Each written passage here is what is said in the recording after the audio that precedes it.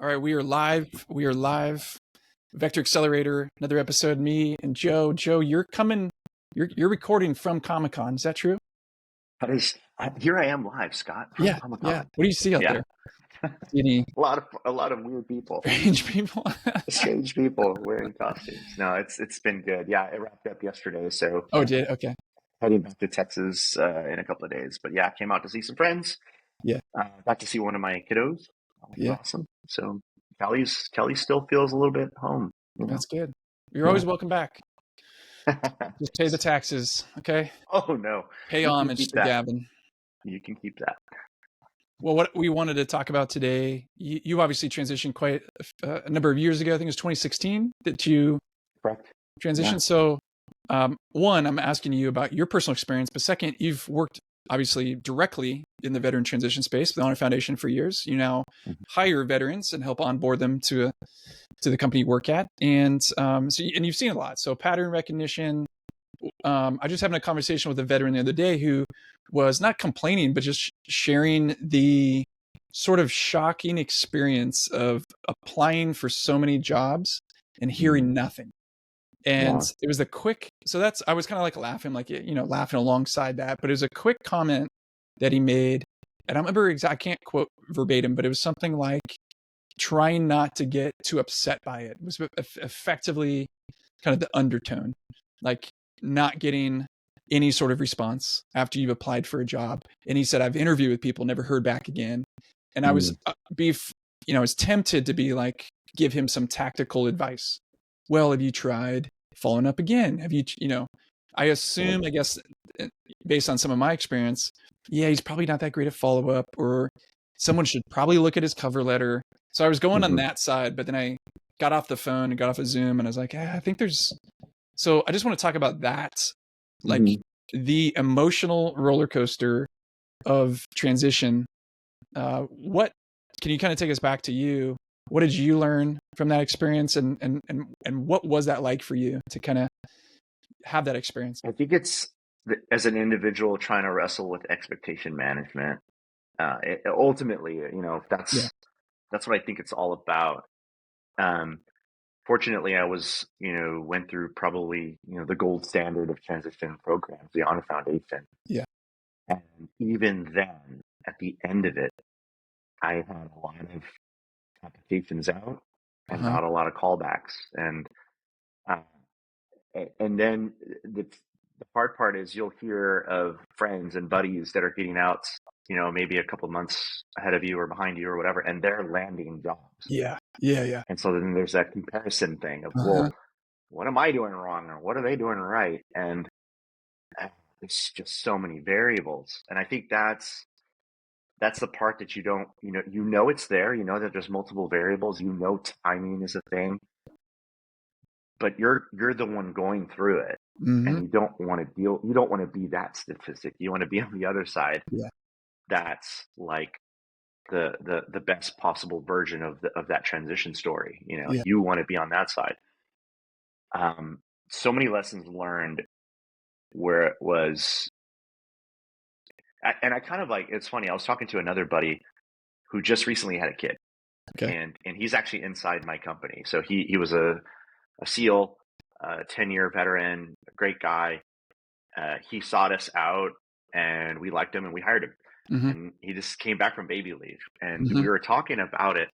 And it's funny because he was saying, Joe, I get it. I'm like, what do you mean you get it? Like having a kid, like I'm solely responsible for this thing. It's looking back at me. Yeah. And just that whole epiphany and realization. And then in that conversation, transition came up too. It's like, it's kind of like also, in a lesser way, obviously, transition, you talk about it, but then you're in it. And then here's the result is you finally get a job and you're like, oh my gosh, that's what it's like. We talk about these things. We're talking about it right now. Right. You don't want to be on the downside of it, but sometimes it just is, it's just a I don't want to say a phase or a month or 2 months of dry hole, but that's what it could be. Is like, I'm trying, and just nothing's happening.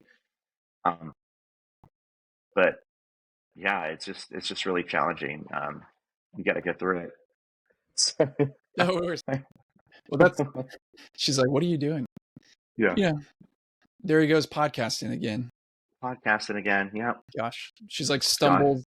she stumbles on you late at night and she's like, what are you doing, you freak? And you're like, I'm just podcasting. I'm talking to Scott. Leave me alone. Well, you're just sharing, I think, the empathy of that experience. It's hard. And there are a lot of dry holes. There are a lot of people that aren't going to get back to you, and if that's not you, you're probably definitely not listening to this. You're not listening to this podcast. So all those losers who get jobs right out of the military, let's get stuck. They'll probably be super unhappy later on. I mean, I did not serve in the military. You're just bringing me back either to the last few months of college as you start hearing friends who are getting job hookups, moving to these or going to, big grad school things. Or I went to a Catholic high school and I remember that senior year because my son just went through his senior year where you start seeing other classmates who are wearing like the sweatshirts of what college they're going to, and they're getting the early acceptance or they're national merit scholars. So they got these huge scholarships or they're athletes and it's impossible not to have doubts, not to be like, is this ever going to happen for me? And start wrapping up an inordinate amount of focus or hopes and dreams on somebody coming through to give you a job offer that you'd be proud of, that will support you. And that's a lot. That's a lot of pressure for an email or a LinkedIn message. That's a lot. Yeah.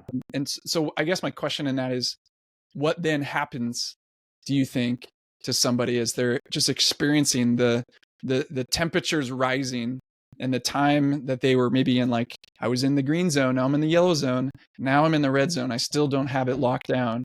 Like, what is that experience like? Yeah, I was actually in that a little bit. I was feeling the heat of, the paycheck had ended at a certain month, and there's no income coming in, and it's several months later, and we have a little bit of a runway, but it's getting a little bit uncomfortable. Yeah. And then I got a call, and timing of things, and so that's so hard to predict. And I know of veterans where it goes, beyond that phase, and now they're in the red and they're really struggling.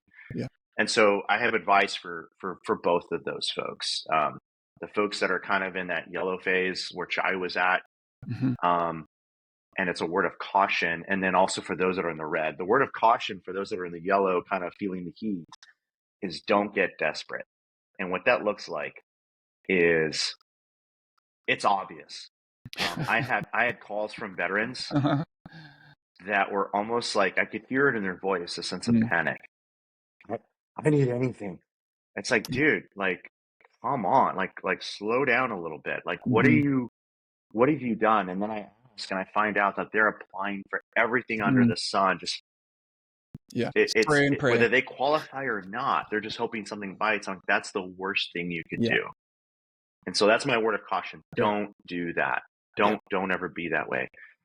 And in fact, I think the best thing to do is try to remember how you started when you were in the green, which is the mindset. When we talk about cups of coffee inside Factor Accelerator, networking isn't just necessarily self-serving, even though you're the one that needs a job and you're the one that needs to get connected to people with opportunity.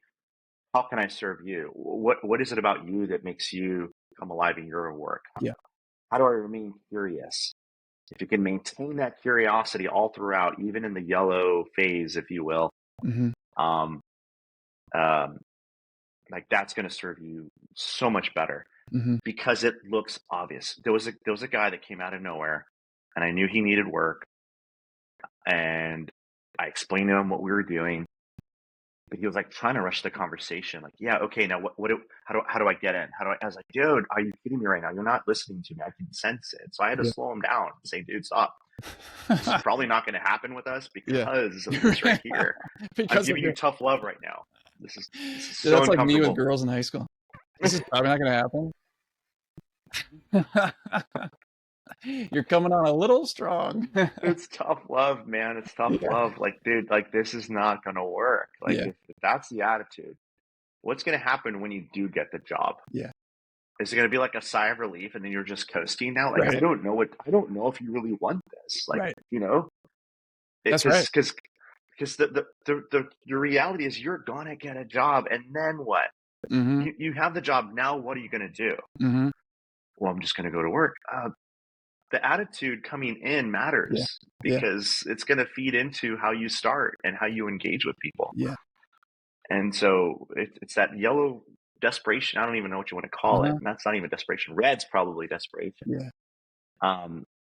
For the folks in the red, man, I think if anything, and here's the thing: it's like it's not a one fix it all type thing because there's so many variables again. But it's not giving up and engaging with more people. I think sometimes in the lull, I remember being in sort of that yellow area, and my networking did slow down a bit because I think I was getting discouraged. Yep. And I started dialing back the amount of time I was seeking people, Mm-hmm. and I was going more towards online Google searches. Right. Which is so hopeless. I think you got to go the opposite We're all direction. good dreams go to die. If you're in the red, you need to get away from the machine and go more towards that's great networking events, more involved in community work, even volunteer. Like like volunteer for Big Brothers Big Sisters, and something like do something that gets you in front of people. And you're going to probably find more fulfillment and find more networking opportunity in that way. And that's kind of where my mind went when you asked that. Yeah, I mean, that's awesome. And I think you and I could probably spot the patterns for a veteran, that the things that perhaps they start doing or stop doing when they're in the green to yellow zone, that we could sit back and predict, like we're on Polymarket, and be like, yeah, that's not gonna go well. And it's things like slowing down the pace of face-to-face time. It's starting to go on job search boards and starting to spray and pray and send out your resume. Spray and pray. And it's like that is the recipe for getting to a place where you're just stuck. You're super stuck. And then it's way too late. It's like really hard to go back. It's really hard to like all of a sudden rethink about your value. So anyways, if you're there, call us.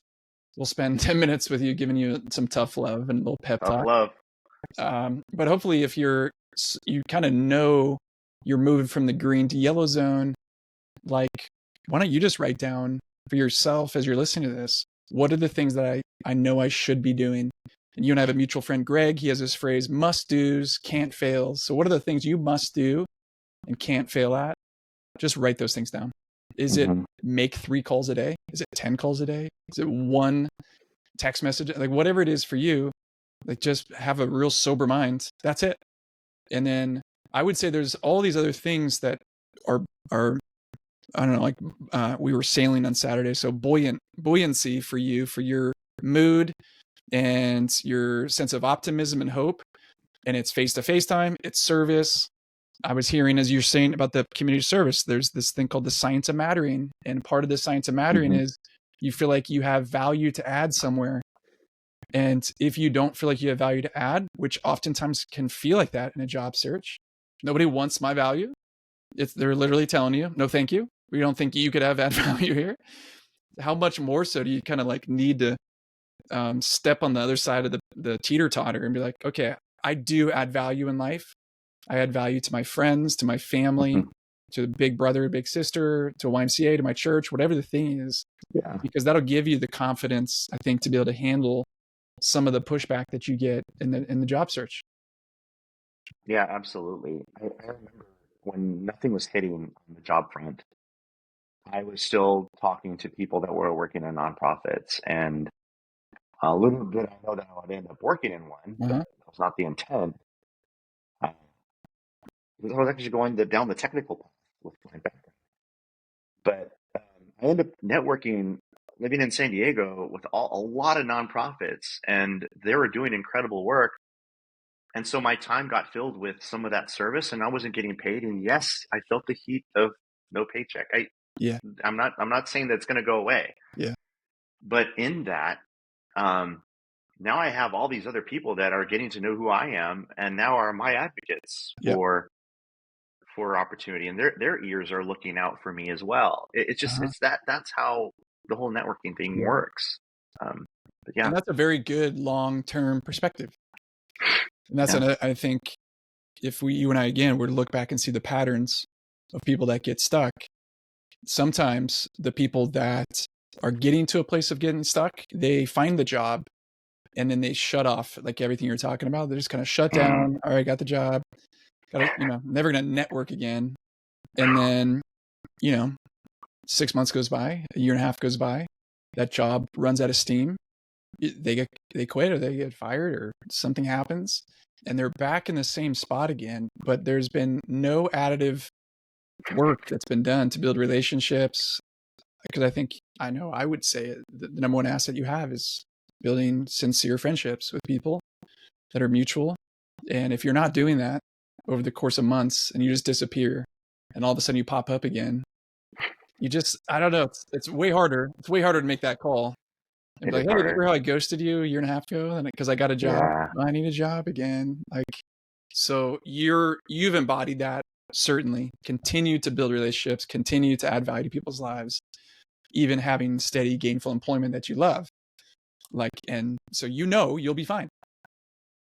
And in fact, you'll probably never have a job search again. If you might be pulled, don't let your employer hear this, you'll be pulled into something higher, greater, better, more aligned to who you are, or create that on your own versus lose your job and be like, what do I do now? You'll never be in that spot. Yeah. I mean, you're right, Scott. When I do come across somebody who I haven't spoken, and maybe it's been like 6 months.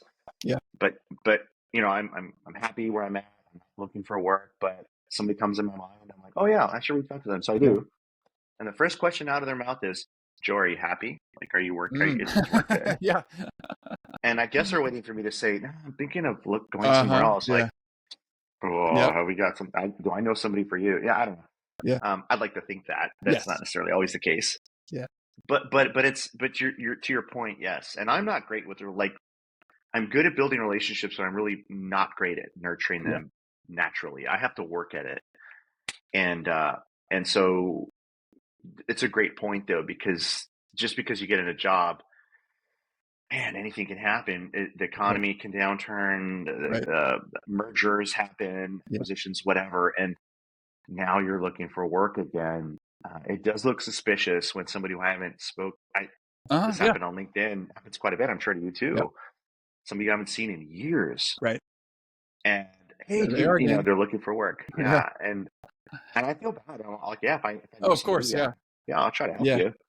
But dang, man, I haven't seen you in 4 years and now you're saying hi, And there's people I know because I've been around the same town like you for a long time. I've been in San Diego the same amount of time. And there's a few people I can think of that I'm like, every 2 to 3 years. And now I've seen that a dozen times. The same person. And it's like, the patterns. Voice of Christmas future or something. Pay attention to that. And I think people matter though. Yeah, I think that's the theme. The theme that I'm picking up on this conversation with you, Scott, is people matter, relationships, nurturing. If you find yourself in the red, yellow area of it, try to manage your time away less of just random searches on the internet and go to networking events. I know in veteran communities, there's the Veteran Beer Club, which is showing up all over the country. Yeah. That's probably it started in San Diego actually, and now it's in major cities all over the country. There's Team Rubicon if you want to get involved. There's so many opportunities to run into veterans, and in that service, you meet people. You exercise those things of relationships and people. Yeah, it's good. Gosh, you're making it sound normal, not cringy or lame to network. Making it just sound like it's a normal, good thing to do. It is very normal. Well, I don't know what we're calling this episode. The good things you ought to be doing during transition to help you in the long run. We'll figure out a title, but that's what we're talking about. And that's a big part of, again, from the vector standpoint, the structure of the curriculum, the program itself is designed to give you some of that scaffolding. I think everybody needs a checklist from time to time. Tell me what to do. show me how it works. That's what we're doing for you. And maybe you're listening and you're not a veteran transition, but you're part of another veteran organization supporting them or working for them. Like, we would love to just plug into what you're doing and help the folks you're serving have some of that structure as well. Let's really lean into that better together sort of concept. So anyways, Joe, enjoy the rest of San Diego. Thanks for coming back to town. You're welcome anytime. Now, thanks, brother. Get out. All right. See ya.